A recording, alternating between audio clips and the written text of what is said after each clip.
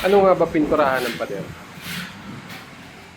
Dati, pag nagpipintura ng pader, ang ginagawa nila is, una, neutralizer, tapos masilya, tapos primer, tapos final paint.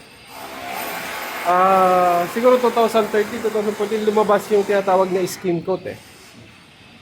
So, imbis na neutralizer, wala nang neutralizer, diretso na masilya. Skim coat, ang tinatawag nila ito.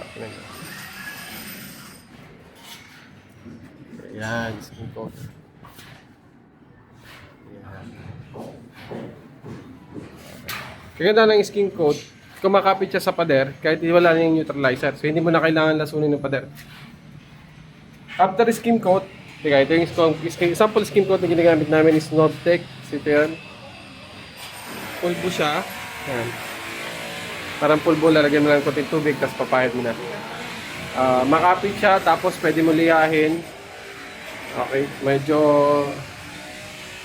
madali pantayin. Then after liha, pwede ka na mag-primer. Diretso ng primer, tapos final paint. Skim coat pwede gamitin sa loob ng bahay, pero sa labas ng bahay, iba klaseng primer at saka final paint yung ginagamit. Sa labas ng bahay, ang ginagamit namin is pagkatapos ng skim coat, Davis primer and sealer, tapos elastomeric paint. Sa loob naman, after skim coat, flat latex as a primer, tapos semi-gloss latex paint as final paint. Sa Kisame, usually, hindi tayo nagsa-semi-gloss. Flat latex din yung final.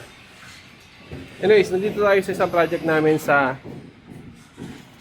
Quezon City, malapit sa Timog.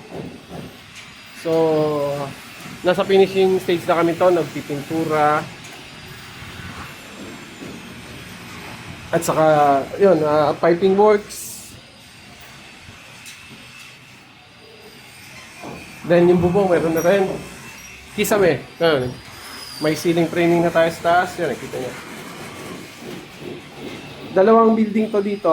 Isang residential, isang commercial. Parang yung likod, residential, yung harapan, commercial.